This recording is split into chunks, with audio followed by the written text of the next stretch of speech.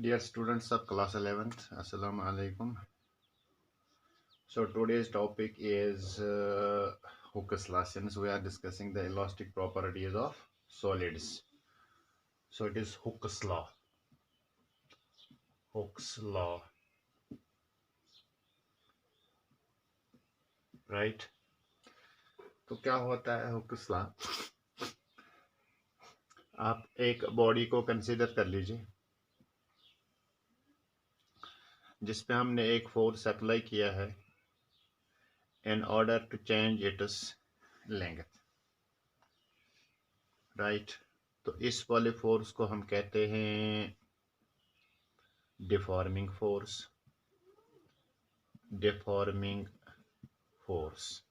Right तो at the same time यहाँ पे एक force that comes into play which is known as F dash, that is equal to restoring force,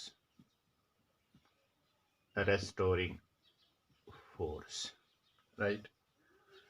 And these two forces are always equal and opposite, that is F is equal to minus F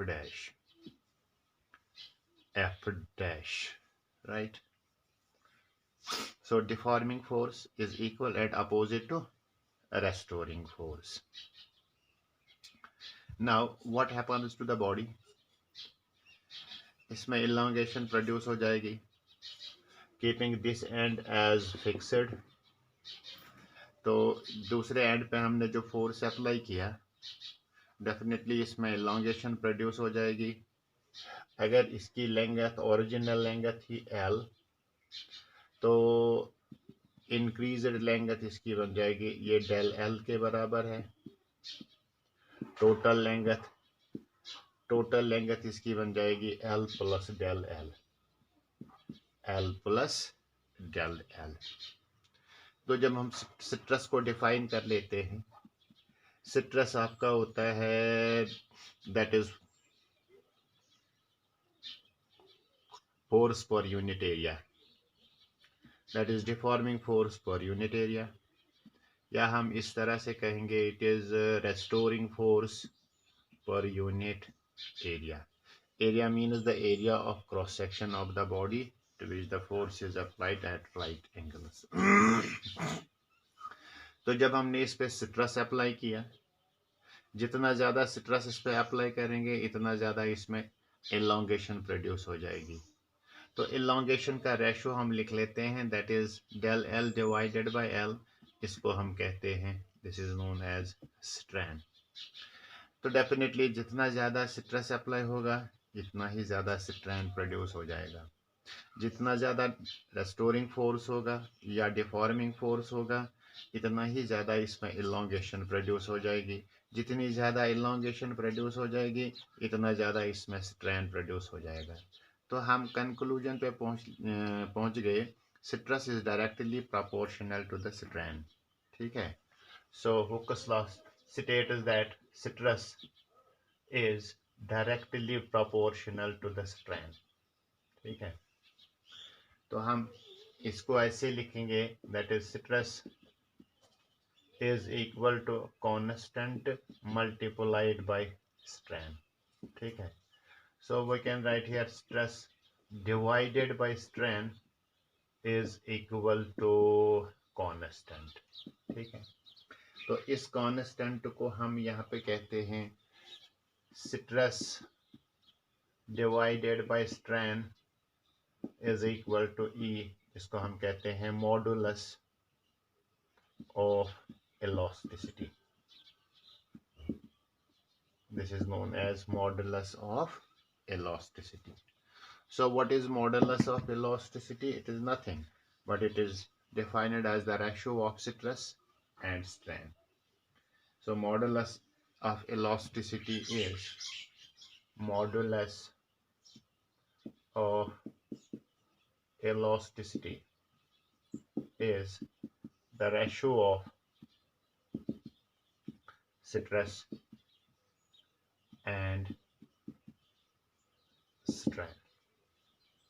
So this is known as Hooke's law.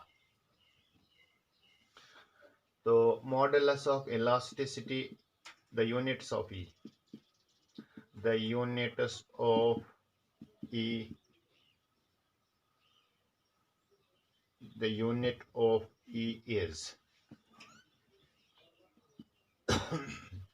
Citrus के units हैं newton per metre, strain unitless होता है, so it is newton per metre, newton per metre square, sorry newton per metre square, जिसको हम pascal भी कहते हैं। So it is same as that of the pressure और stress. So इसकी d formula हम कैलकुलेट करेंगे, तो ये आपका newton per metre m1 L1 T-2 divided by L2, so it is m1 L-1 T-2, same as that of the citrus। तो ये modulus of elasticity, it depends upon the nature of the material, nature of material, क्योंकि ये हर किसी substance का modulus of elasticity same नहीं होता है, so it is different for the different substances, so that is why it depends upon the nature of the substance or the body, number one। number second, it is independent of, यहाँ पे depend कर लेता है, यहाँ पे independent, independent of dimensions, independent of dimensions, that is length हो इस पे डिपेंड नहीं करता है, एरिया हो इस पे भी डिपेंड नहीं करता है, वॉल्यूम इसका हो इस पे भी डिपेंड नहीं करता, extra. So it is independent of the dimensions, length, area, volume, right. तो अगर हम यहाँ पे देख लेंगे, सिट्रस हमारा 3 टाइप्स का है और सिट्रेन भी हमारा 3 टाइप्स का है, तो हमारे पास होंगे 3 modulus of elasticity। So there are 3 modulus of elasticity, 3, because citrus is of 3 types and strain is of 3 types। So E is of 3 types, as we know citrus 3 types का होता है और strain भी 3 टाइप्स का होता है। तो पहले वाले को हम कहते हैं Young's modulus, Young's modulus. Second को हम कहते हैं बल्क, बल्क मॉडुलस। और थर्ड को हम कहते हैं शियर मॉडुलस, शियर मॉडुलस, या इसको हम मॉडुलस ऑफ रिजिडिटी भी कहते हैं, मॉडुलस ऑफ रिजिडिटी, ठीक है। तो आज पहले हम डिस्कस कर लेंगे what is Young's modulus, Young's modulus. तो क्या होता है यंगस मॉडुलस? इसमें भी एक स्ट्रेन और एक स्ट्रेस इन्वॉल्व हो जाता है। So it is a ratio of, it is a ratio of stress. तो यहाँ पे हम लेते हैं नॉर्मल स्ट्रेस, नॉर्मल स्ट्रेस, ठीक है, नॉर्मल स्ट्रेस टू द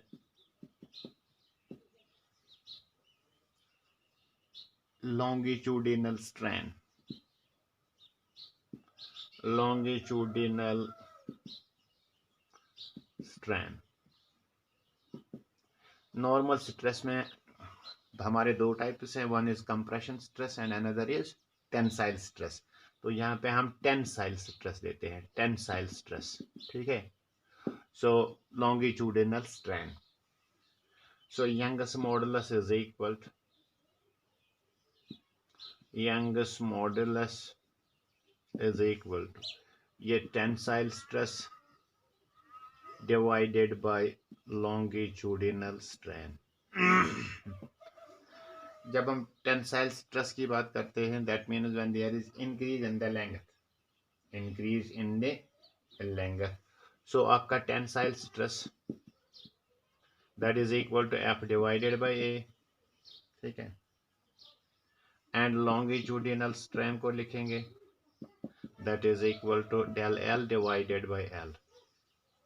तो इन दो का रेशो बता दीजिए आप। So Y is equal to F divided by A, ये है del L divided by L. So by cross by simplification we get it is FL divided by A del L, A del L, right। अगर हम area को देखेंगे, area is equal to pi r square, तो इस तरह से आपका youngest modulus ये भी बन जाता है FL divided by pi r square del L, where R is equal to small r आप क्या है, it is radius, radius of the, जो बॉडी आप लेंगे, मान लीजिए ये सिलेंड्रिकल लेंगे हम, इस पे हम फोर्स अप्लाई करेंगे, स्ट्रेस अप्लाई करेंगे, स्ट्रेन प्रोड्यूस हो जाएगा। तो इसकी जो रेडियस है दिस इज आर, राइट। तो इसी तरह से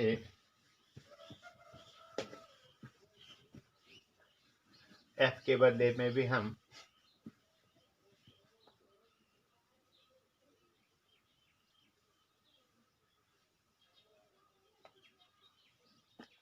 mg भी डाल सकते हैं। मान लीजिए एक बॉडी आपके पास है जिसमें एक वायर आपके पास है जिसमें आप इलांगेशन प्रोड्यूस करना चाहते हो, तो डेफिनेटली यहाँ पे एक वेट डाल देंगे हम, बॉडी ऑफ मास m, तो ये इस पे अप्लाई कर लेगा force that is equal to mg। So we can write here if f is equal to mg, then you will get here y is equal to, ये आपका होगा mgl divided by pi r square del l, ठीक है।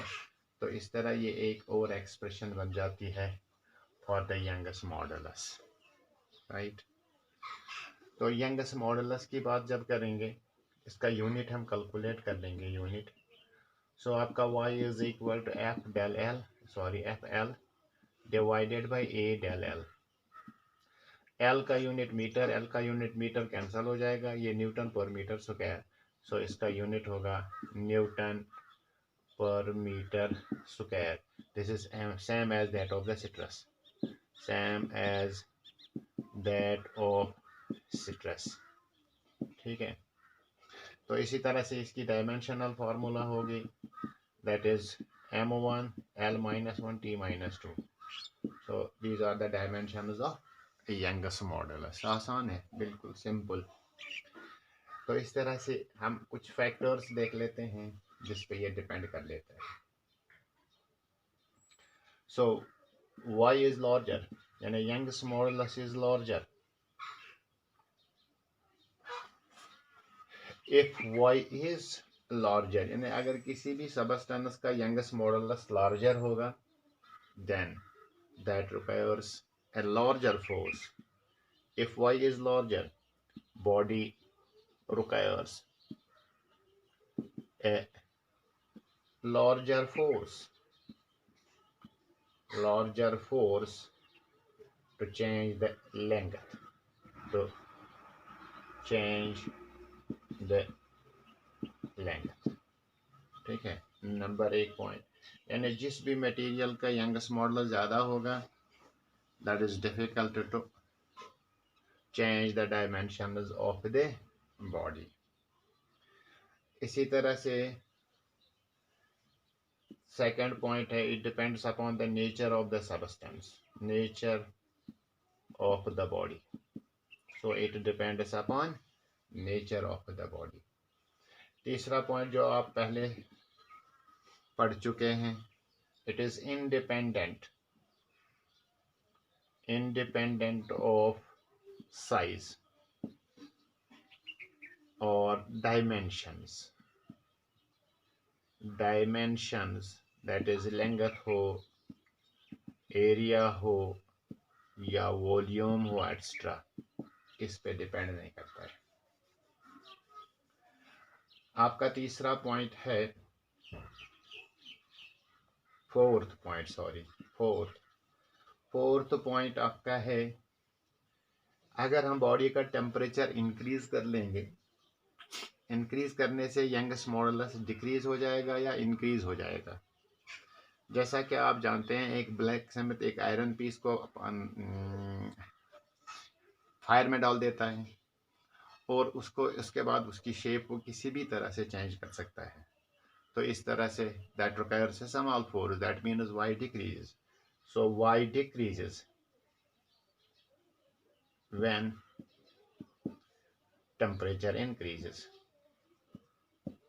Temperature increases. ठीक है, तो इसी तरह से आप ये एक्सप्रेशन फिर से लिख लीजिए, यंगस्ट मॉडुलस की एक्सप्रेशन जो आपके पास है।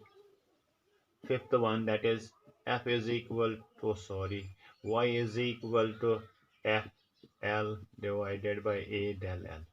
ठीक है, तो अगर ये बॉडी आपकी परफेक्टली रिजिड बॉडी होगी, if the body is perfectly rigid, तब क्या होगा, तो उसमें कोई चेंज ही नहीं होगी। तो उसका मतलब है डेल एल इसके बराबर 0 के बराबर होगा। जब आपका डेल एल 0 के बराबर होगा, so you will get here F that is equal to F L divided by 0 that is equal to infinity. तो इस तरह से Young's modulus perfectly rigid body का क्या होगा, दैट विल बी इनफाइनाइट। तो ये था यंगस्ट मॉडुलस। तो सेकंड मॉडुलस आपका है जिसको हम कहते हैं bulk modulus. Bulk modulus, right. जो बल्क मॉडुलस आपका है, डेफिनेशन इसी तरह की है, ratio of stress and strain. लेकिन यहाँ पे स्ट्रेस कौन सा लेंगे और स्ट्रेन कौन सा लेंगे, ये डिफरेंस है। So it is a ratio of normal stress to the volumetric strain और वॉल्यूम स्ट्रेन। वॉल्यूम स्ट्रेन तो K से डिनोट कर लेते हैं बल्क मॉडुलस। तो यहाँ पे हम बल्क स्ट्रेस भी लेंगे। Bulk stress means decrease in volume. when there is decrease in volume, so it is normal stress divided by volume strain। ठीक है, तो नॉर्मल स्ट्रेस आप लेते हैं at F divided by A, और आपका वॉल्यूम स्ट्रेन होगा minus del V upon V, because there is a decrease in the volume. So ये हम प्रेशर के बराबर भी लिख सकते हैं। तब आपका K होगा P divided by minus del V upon V. तो this is minus P V divided by del V. ठीक है, तो यहाँ पे नेगेटिव साइन क्या होती है, negative sign means decrease in volume, decrease in volume. जब प्रेशर इंक्रीज होगा तो वॉल्यूम डिक्रीज हो जाएगा। तो इसका यूनिट जब देख लेंगे, unit is equal to pressure volume का कैंसल हो जाएगा, so it is newton per metre square. Dimensionality formula इसकी यही होगी m1 L-1 T-2, same as that of the stress, right. तो एक पॉइंट आपका है रिजिड। रिजिड बॉडी जो होगी, परफेक्टली रिजिड बॉडी, तो उसमें वॉल्यूम में चेंज नहीं होगी, that is del V is equal to 0 implies K is equal to infinity. Second, अगर आपका आइडियल लिक्विड होगा तो उसमें भी del V is equal to 0, that is F is equal to infinity. ठीक है, एक और पॉइंट यहाँ पे डिस्कस कर लेते हैं जिसको हम कहते हैं compressibility. This is known as reciprocal of the bulk modulus. Reciprocal of bulk modulus. ठीक है, तो आप कंप्रेसिबिलिटी ऐसे सी लिख लीजिए, this is 1 divided by K, that is equal to minus del V divided by P V, इसका reciprocal होगा। तो इसके यूनिट्स क्या हो सकते हैं? यूनिट इसका होगा पर न्यूटन मीटर स्क्वायर, पर न्यूटन मीटर स्क्वायर। इसका रिवर्स, इसकी डायमेंशनल फार्मूला होगी, यहाँ पे m1 प्लस 1 है, यहाँ पे m माइनस 1 होगा, यहाँ l माइनस 1 है, यहाँ l प्लस 1 होगा, और यहाँ पे t माइनस 2, यहाँ पे t 2 होगा। So what is compressibility? It is the reciprocal of bulk modulus, right. तो तीसरा मॉडुलस जो आपका है that is shear modulus, shear modulus।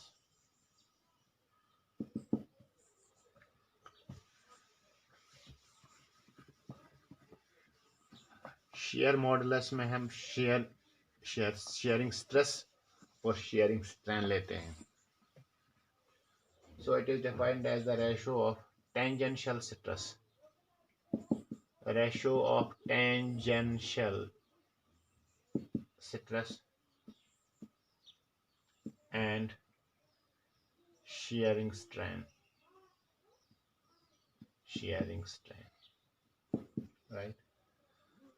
तो इस मॉडुलस ऑफ रिजिडिटी को हम G से रिप्रेजेंट कर लेते हैं। टेंजेंशियल स्ट्रेस भी आपका F डिवाइडेड बाई A होता है, लेकिन शेयरिंग स्ट्रेन जो आपने कल पढ़ा है that is equal to theta. So we can write it is at F divided by A theta. But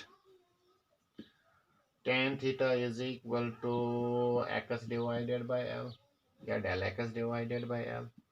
theta small हो तो tan के बदले में हम यहाँ पे सिर्फ थीटा लिख लेते हैं, del x divided by L। तो आपका G बन जाएगा यहाँ पे FL डिवाइडेड थीटा के बदले में divided by A del x, A del x। तो जब यूनिट की बात करेंगे, इसका यूनिट सेम है, कैंसिल हो जाएगा। So again its unit is newton per metre square, right. Dimensional formula वही होगी, m1 l minus 1 t minus 2 dimensions, right. तो ये थे आपके मॉडुलस ऑफ इलास्टिसिटी, जिसमें हमने हुक्स लॉ भी पढ़ा, यंगस मॉडुलस भी पढ़ा, शेयर मॉडुलस भी पढ़ा, कंप्रेसिबिलिटी भी और बल्क मॉडुलस भी।